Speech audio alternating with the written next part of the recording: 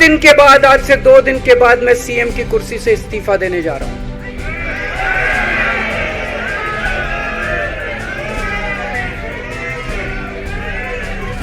और मैं तब तक सीएम की कुर्सी पे नहीं बैठूंगा जब तक जनता अपना फैसला ना सुना दे।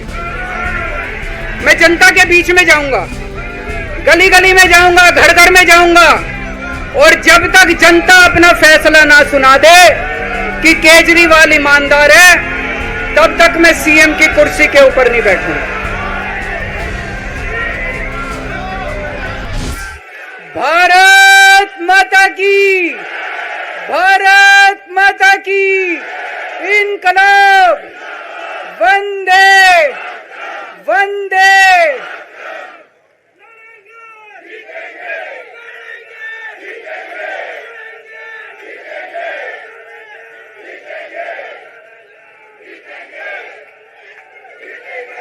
मंच पे बैठे हुए मेरे सभी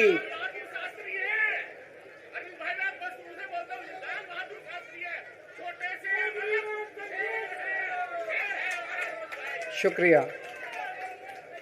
मंच पे बैठे हुए मेरे आम आदमी पार्टी के सभी साथीगण, नेतागण, आज यहाँ पे इतनी बड़ी संख्या में आए हुए सभी भाइयों बहनों, और जो टीवी के माध्यम से इस वक्त देश भर में लोग देख रहे हैं, उन सभी भाइयों बहनों, माताओं, बुजुर्गों, बच्चों, आप सब लोगों को मेरा नमस्कार, सबको मेरा प्रणाम।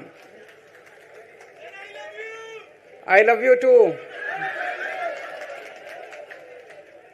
सबसे पहले मैं ऊपर वाले का शुक्रिया अदा करता हूं, भगवान का शुक्रिया अदा करता हूं, जिनकी हमेशा हम लोगों के ऊपर बहुत कृपा रहती है, बहुत आशीर्वाद रहता है भगवान का, भोलेनाथ का, हनुमान जी का बहुत आशीर्वाद रहता है। इसी वजह से इतनी बड़ी बड़ी मुसीबतों से निकल के हम लोग आते हैं। इतने बड़े बड़े सामने हमारे दुश्मन हैं जिनसे लड़के हम लोग सफल होते हैं। एक छोटी सी पार्टी जिसने इस देश की राजनीति बदल के रख दी। मैं इसीलिए सबसे पहले ऊपर वाले का पूरे सम्मान के साथ शुक्रिया अदा करता हूं और आशीर्वाद चाहता हूं।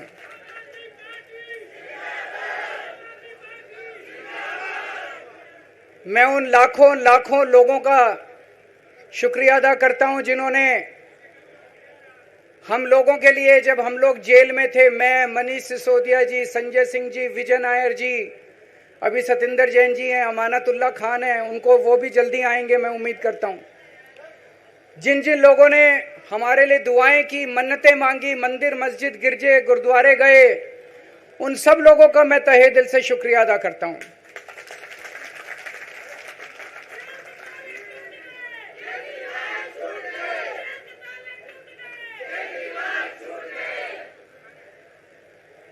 जेल में काफी वक्त मिला सोचने का, पढ़ने का, और कई किताबें पढ़ी, पॉलिटिकल किताबें पढ़ी, अपने स्वतंत्रता के आंदोलन की किताबें पढ़ी, गीता कई बार पढ़ी, रामायण पढ़ी, महाभारत पढ़ी। आज मैं अपने साथ एक किताब लेके आया हूं, ये भी मैंने कई बार पढ़ी, भगत सिंह की जेल डायरी। आप लोगों ने पढ़ी है? पढ़ना इसको जरूर, खरीद लेना, खरीद के इसको पढ़ना, भगत सिंह की जेल डायरी। जब भगत सिंह जेल में थे, आज से 90-95 साल पहले, उन्होंने जेल के अंदर अपने लेख लिखे थे, वो लेख इसमें हैं। और जेल के अंदर से उन्होंने बाहर कई लोगों को खत लिखे थे, उन्होंने अपने क्रांतिकारी साथियों को खत लिखे थे, उन्होंने देश के युवाओं के नाम खत लिखे थे। बलिदान से पहले साथियों को अंतिम पत्र 22 मार्च 1931, ये खत उन्होंने जेल से लिखा और उनके साथियों तक पहुंचाया अंग्रेजों ने। बटुकेश्वर दत्त की बहन प्रोमिला को पत्र, बचपन के दोस्त जयदेव गुप्ता को पत्र, वाइसरॉय को पत्र, ये सारे पत्र अंग्रेजों ने भगत सिंह के पहुंचाए। युवाओं के लिए जो पत्र लिखा वो पत्र बकायदा युवाओं के एक सम्मेलन में पढ़ के सुनाया गया। भगत सिंह की शहादत के 95 साल बाद आजाद भारत के अंदर एक क्रांतिकारी मुख्यमंत्री जेल गया। मैं अभी जेल गया, मैंने जेल से एक ही पत्र लिखा था एलजी साहब को। 15 अगस्त था, देश का स्वाधीनता दिवस था। देश के आजादी के दिवस के ऊपर दिल्ली का मुख्यमंत्री दिल्ली सरकार की तरफ से झंडा फहराता है। मैंने एलजी साहब को 3 दिन पहले चिट्ठी लिखी, 15 अगस्त के 3 दिन पहले, कि एलजी साहब, मैं चूंकि जेल में हूं, मेरी जगह आतिशी जी को झंडा फहराने की इजाजत दी जाए। कुछ गलत तो नहीं लिखा?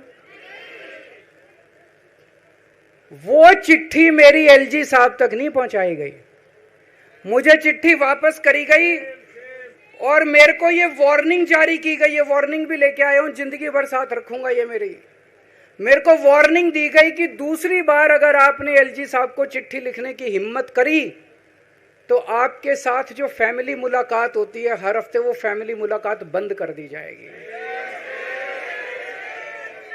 मैं मन में सोच रहा था, अंग्रेजों ने भी नहीं सोचा था कि आजाद भारत के अंदर 95 साल के बाद अंग्रेजों से ज्यादा क्रूर और अत्याचारी शासक इस देश के ऊपर आएगा।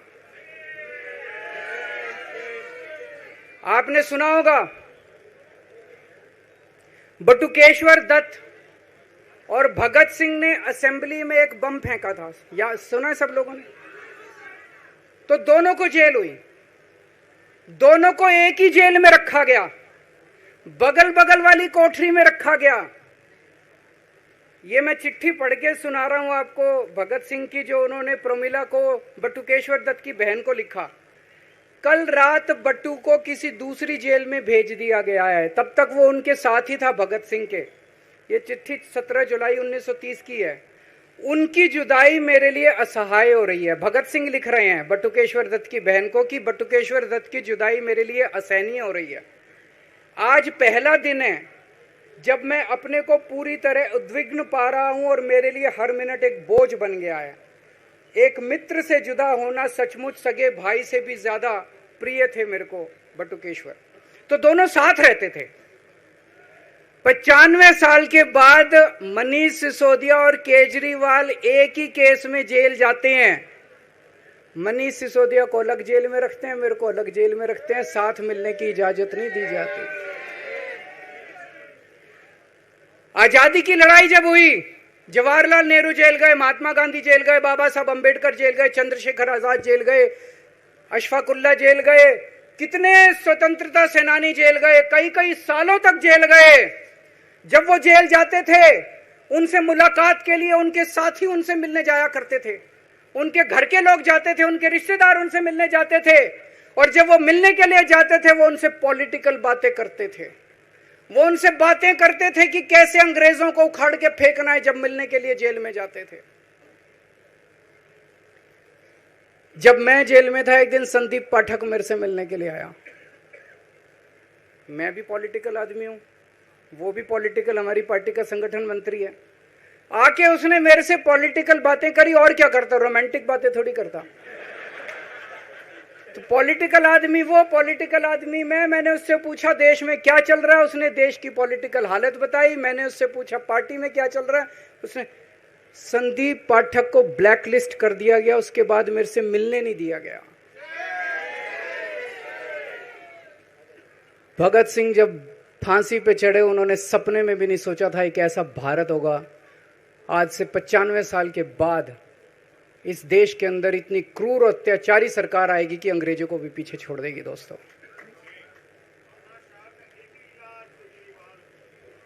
मुझे जेल क्यों भेजा इन लोगों ने? ऐसा नहीं कि केजरीवाल ने कोई भ्रष्टाचार किया, वो इनको भी पता है, मेरे को भी पता है, आपको भी पता है। इन्होंने जेल क्यों भेजा मेरे को? इनका मकसद था आम आदमी पार्टी को तोड़ना। इनका मकसद था केजरीवाल के हौसले को तोड़ना, केजरीवाल की हिम्मत को तोड़ना। इन्होंने फॉर्मूला बना रखा है। आप देख रहे हो किस तरह से एमएलए तोड़ दो, एमएलए खरीद लो, ईडी भेज के डरा दो, सीबीआई भेज के डरा दो, फर्जी केस कर दो, जेल में डाल दो, पार्टी तोड़ दो। महाराष्ट्र में कैसे उन्होंने दो दो राष्ट्रीय पार्टियां तोड़ दी, पार्टी तोड़ दो, सरकारें गिरा दो और अपनी सरकार बना लो। इनको यह लग रहा था केजरीवाल को जेल भेज देंगे तो दिल्ली में इनकी पार्टी टूट जाएगी, दिल्ली में बीजेपी की सरकार बना लेंगे। इनको लग रहा था पंजाब की सरकार तोड़ के पंजाब में हम अपनी सरकार बना लेंगे, इनके एमएलए तोड़ लेंगे। लेकिन हमारी पार्टी नहीं टूटी, हमारे एमएलए नहीं टूटे, हमारे एमएलए तो छोड़ो, कार्यकर्ता भी नहीं टूटे। इनकी बड़ी बड़ी साजिशों के खिलाफ, बड़े बड़े षड्यंत्रों के खिलाफ केवल आम आदमी पार्टी में ताकत है जो आज इनका सामना कर रही है। इनको लगा केजरीवाल के हौसले तोड़ देंगे। आज मैं आपके सामने खड़ा हूं और मैं पूरे विश्वास के साथ कह रहा हूं कि जेल के इन 150-200 दिन जो मैं जेल में रहा, इन दिनों ने मेरे हौसले को और 100 गुना बढ़ा दिया है, कम करने की बजाय। ये लोग पूछते हैं कि केजरीवाल जब जेल में था इसने इस्तीफा क्यों दिया, क्यों नहीं दिया? जेल में से सीएम के पद से इस्तीफा क्यों नहीं दिया? मैंने इस्तीफा इसलिए नहीं दिया क्योंकि मैं देश के जनतंत्र को बचाना चाहता था। इन्हें जो इतने फॉर्मूले बना रखे हैं, एमएलए तोड़ दो, पार्टियां तोड़ दो, एमएलए खरीद लो, डरा दो, अब एक फॉर्मूला और इन्होंने नया बनाया है। जहां जहां ये चुनाव हारे वहां वहां के मुख्यमंत्री पे फर्जी केस करके उसको गिरफ्तार कर लो और उसकी सरकार गिरा दो। अगर मैं इस्तीफा दे देता, अगर मैं हेमंत सोरेन साहब ने इस्तीफा दिया, मैं भी इस्तीफा दे देता, इन्होंने सीतारमैया पे भी अभी केस किया है, सीतारमैया साहब के ऊपर, इन्होंने पिनाराई विजयन के ऊपर भी केस कर रखे हैं, ममता दीदी के ऊपर केस कर रखे हैं। ये एक ऑपोजिशन के मुख्यमंत्री को नहीं छोड़ते, एक एक को पकड़ के फर्जी केस कर करके उनको जेल में डाल देते और एक एक की सरकार गिरा देते।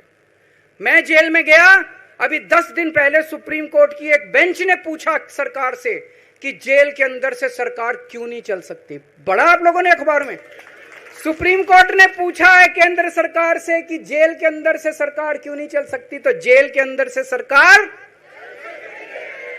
साबित कर दिया हमने।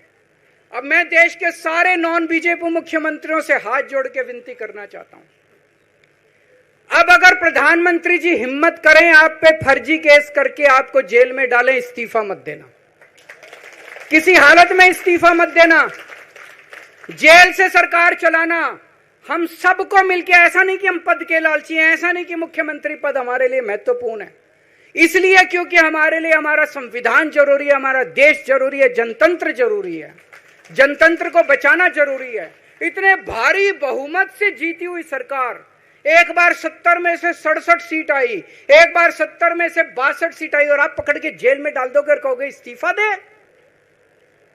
मैं सारे मुख्यमंत्रियों से आज हाथ जोड़ के विनती करना चाहता हूं, इनका ये नया फॉर्मूला भी आम आदमी पार्टी ने फेल कर दिया, जो इन्होंने नया फॉर्मूला बनाया।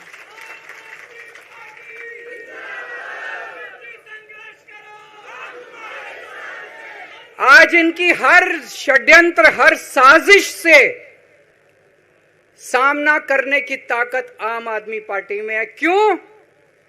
क्योंकि हम ईमानदार हैं। दिल्ली में सरकारी स्कूल थे, गरीबों के बच्चे सरकारी स्कूल में पढ़ने जाया करते थे।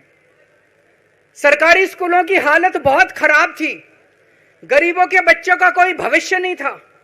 16 लाख बच्चे दिल्ली के सरकारी स्कूलों में पढ़ते थे। टूटे फूटे टिन के स्कूल थे, डिब्बे थे, स्कूल क्या डिब्बे थे, कोई पढ़ाई नहीं होती थी, गरीबों के बच्चों का भविष्य खराब था। उन गरीबों के बच्चों को पिछले 10 साल के अंदर 18 लाख बच्चों को हमने सरकारी स्कूल अच्छे बना के भविष्य दिया है। हम ये कैसे कर पाए?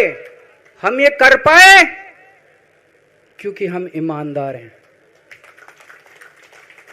आज अगर किसी के घर में कोई बीमार हो जाए, प्राइवेट में ले जाओ, लाखों लाखों रुपए खर्च हो जाते हैं। अगर थोड़ी सी सीरियस बीमारी हो, छोटी सी बीमारी हो, 10-15 हजार रुपए कहीं नहीं गए। इन बड़े बड़े अस्पतालों में ले जाओ। दिल्ली के अंदर हर सरकारी अस्पताल को शानदार बनाया, नए नए सरकारी अस्पताल खोले, गली गली में मोहल्ला क्लिनिक खोला। लोगों की, चाहे अमीर हो चाहे गरीब हो, सबका इलाज, सबकी दवाइयां, सबके टेस्ट, पूरा इलाज मुफ्त कर दिया। क्यों? क्योंकि हम ईमानदार हैं। आज दिल्ली की महिलाएं जब बस में सफर करती हैं, उनकी टिकट नहीं लगती। बाकी देश की सरकारें घाटे में चल रही हैं, दिल्ली की सरकार ये सब सुविधा देने के बावजूद फायदे में चल रही है। क्यों? क्योंकि हम ईमानदार हैं। आज दिल्ली के अंदर इतनी सुविधाएं, 24 घंटे बिजली आती है आज दिल्ली में, पहले 8-8 घंटे के पावर लगते थे। हम ये कर पाए क्योंकि हम ईमानदार हैं। आज दिल्ली के लोगों को फ्री बिजली मिल रही है, कैसे? क्योंकि हम ईमानदार हैं।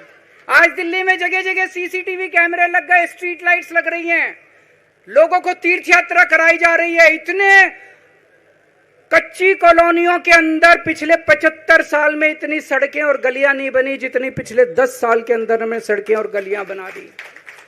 75 साल के अंदर दिल्ली में इतनी पानी की पाइपलाइन नहीं डली जितने पिछले 10 साल के अंदर पानी की पाइपलाइन डाल दी। कहां से आया पैसा? क्यों? क्योंकि हम ईमानदार हैं। ये हमारी ईमानदारी से डरते हैं, ये हमारी ईमानदारी से डरते हैं। ये बिजली फ्री नहीं कर सकते। क्यों? ये बेईमान है। ये स्कूल ठीक नहीं कर सकते। इनकी 30-30 साल से सरकारें चल रही हैं कई राज्यों के अंदर, 25-25 साल से, 15-15 साल से इनकी सरकारें चल रही हैं। ये स्कूल ठीक नहीं कर सकते, अस्पताल ठीक नहीं कर सकते, ये फ्री इलाज नहीं दे सकते, ये बिजली फ्री नहीं कर सकते, ये 24 घंटे बिजली नहीं कर सकते। क्यों? ये बेईमान, ये बेईमान है। आज इन्होंने ईडी छोड़ दी, इनकम टैक्स छोड़ दिया, दिल्ली पुलिस छोड़ दी, इतने केस कर दिए हमारे ऊपर, और हम डट के खड़े हैं इनके खिलाफ, इनका मुकाबला कर रहे हैं क्योंकि हम ईमानदार हैं। इसलिए ये मेरे को बेईमान साबित करना चाहते हैं, ये मेरे को बेईमान साबित करना चाहते हैं। मेरे ऊपर कीचड़ फेंक रहे हैं, मेरे ऊपर लांछन लगा रहे हैं, मुझे सुबह शाम गालियां देते हैं। लेकिन मेरे लिए बीजेपी इंपॉर्टेंट नहीं है, मेरे लिए आप लोग इंपॉर्टेंट हो। अगर देश की जनता, दिल्ली की जनता को लगता है केजरीवाल बेईमान है, मैं 1 मिनट के लिए सीएम की कुर्सी पे भी नहीं बैठूंगा। 1 मिनट के लिए मैं बैठने को तैयार नहीं। मैंने अपने जीवन में कुछ नहीं कमाया, मेरा बैंक अकाउंट खाली है, हमारी पार्टी का बैंक अकाउंट खाली है। मैंने जिंदगी में कुछ नहीं कमाया, अपनी इज्जत और अपनी ईमानदारी के सिवा मेरे पास कुछ नहीं आया। इनकम टैक्स में कमिश्नर की नौकरी करता था, 2000 में नौकरी छोड़ के सन 2000 से 2010 तक 10 साल मैंने दिल्ली की झुग्गियों के अंदर बिताए हैं। कुछ महीने दिल्ली की झुग्गियों में जाके रहा मैं, झुग्गी के अंदर, नंद नगरी, सुंदर नगरी की झुग्गियों के अंदर मैंने गली गली में खाक छानी है कि गरीब आदमी रहता कैसे, उसके घर का गुजारा कैसे चलता है। अगर पैसे कमाने हो तो इनकम टैक्स कमिश्नर की नौकरी बुरी नहीं थी। और जब मैंने नौकरी छोड़ी थी तब कोई पार्टी नहीं थी, कुछ नहीं थी। ऐसा नहीं था कि उस टाइम ये था मुख्यमंत्री बनने चला था या कोई पार्टी, कुछ नहीं था, कोई भविष्य नहीं था। केवल देश के लिए जुनून था कि देश के लिए कुछ करना है, देश के लिए कुछ करने हैं। 49 दिन की सरकार के बाद इस्तीफा दिया था, अपने असूलों के लिए इस्तीफा दिया था। किसी ने इस्तीफा मांगा नहीं था, अपने आप इस्तीफा दिया था। आज के तारीख में, आज के जमाने में कोई अपनी चपरासी की नौकरी नहीं छोड़ता। मैंने मुख्यमंत्री की कुर्सी छोड़ी थी, अपने आप छोड़ी थी। ना पद का लालच है, ना दौलत का लालच है, केवल देश के लिए कुछ करने का जुनून है, देश के लिए कुछ करने के लिए आए हैं।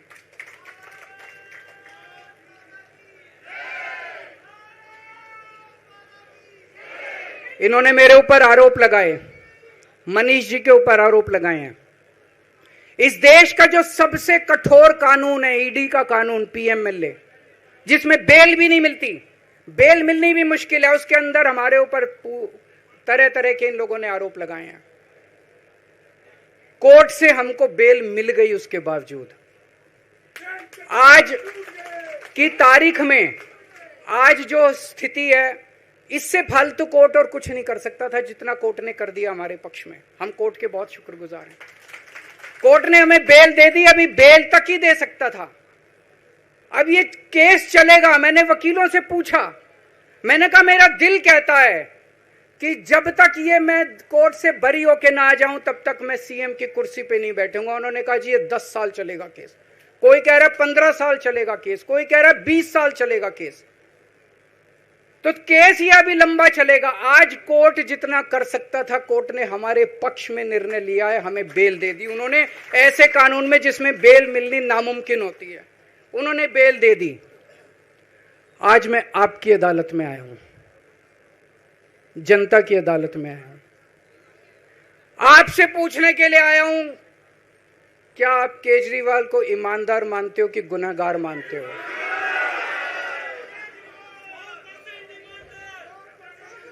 मैं दिल्ली की जनता से पूछना चाहता हूं, मैं देश की जनता से पूछना चाहता हूं कि क्या केजरीवाल ईमानदार है कि गुनहगार है?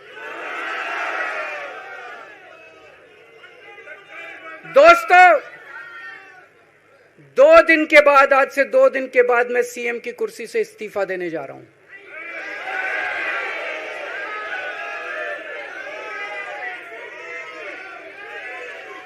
और मैं तब तक सीएम की कुर्सी पे नहीं बैठूंगा जब तक जनता अपना फैसला ना सुना दे। मैं जनता के बीच में जाऊंगा, गली गली में जाऊंगा, घर घर में जाऊंगा, और जब तक जनता अपना फैसला ना सुना दे कि केजरीवाल ईमानदार है, तब तक मैं सीएम की कुर्सी के ऊपर नहीं बैठूंगा।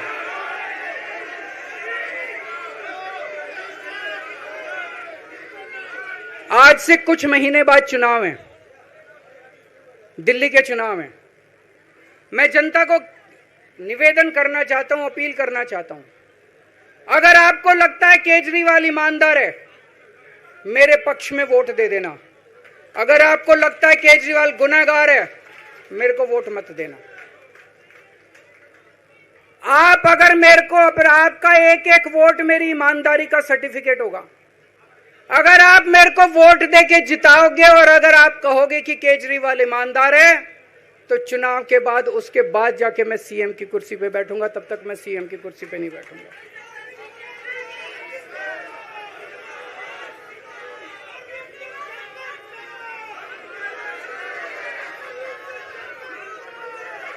आपको लग रहा होगा अभी अभी जेल से रिहा होके आया है, ये कैसा क्यों बोल रहा है? अभी अभी जेल से रिहाई होके आया है, अब ये इस्तीफा क्यों दे रहा है? इन्होंने मेरे ऊपर आरोप लगाया है। इन्होंने आरोप लगाया है कि केजरीवाल चोर है। इन्होंने आरोप लगाया है केजरीवाल भ्रष्टाचारी है। इन्होंने आरोप लगाया है केजरीवाल ने भारत माता के साथ धोखा किया है। ये करने के लिए नहीं आया था मैं, सत्ता से पैसा और पैसे से सत्ता, इस खेल के खेलने के लिए मैं नहीं आया था। मैं देश के लिए कुछ करने के लिए आया था। जब 14 साल के बाद भगवान राम वनवास से लौटे, सीता मैया को अग्नि परीक्षा देनी पड़ी थी। आज मैं जेल से आया हूं, मैं अपनी अग्नि परीक्षा देने के लिए तैयार हूं।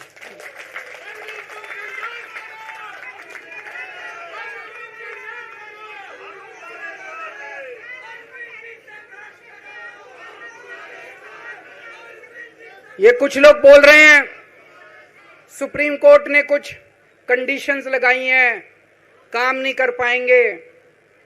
पिछले 10 साल में इन लोगों ने कंडीशन लगाने में कोई कसर छोड़ी थी?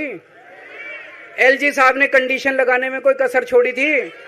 केंद्र सरकार ने 1 कानून, 2 कानून, 3 कानून, कानून पे कानून डाल के मेरी पावर छीन ली, पर आपके काम बंद नहीं होने दिए मैंने।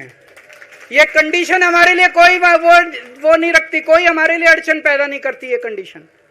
इन कंडीशन को भी देख लेंगे, लेकिन मेरे लिए जो मायने रखता है वो है मैंने अपनी जिंदगी में ईमानदारी कमाई है। अगर आपको लगता है केजरीवाल ईमानदार है, जम के वोट दे देना मेरे पक्ष में। चुनाव के बाद सीएम की कुर्सी पे जाके बैठूंगा।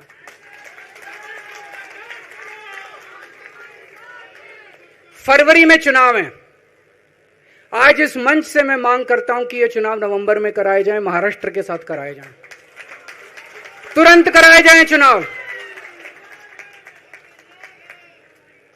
और जब तक आपका फैसला नहीं आएगा तब तक मैं जिम्मेदारी नहीं संभालूंगा। और मैं जब तक चुनाव नहीं होते, मैंने जैसे बताया 2 दिन के बाद मैं अपना इस्तीफा दूंगा।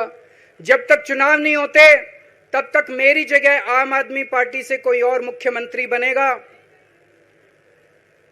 अगले 2-3 दिन के अंदर विधायक दल की मीटिंग होगी और विधायक दल की मीटिंग में अगले मुख्यमंत्री के नाम का तय किया जाएगा। मैं मनीष जी से बात कर रहा था, जो पीड़ा मेरे मन में है वो पीड़ा मनीष जी के मन में भी है। इनके लिए भी वही सब कहा गया जो मेरे लिए कहा गया है।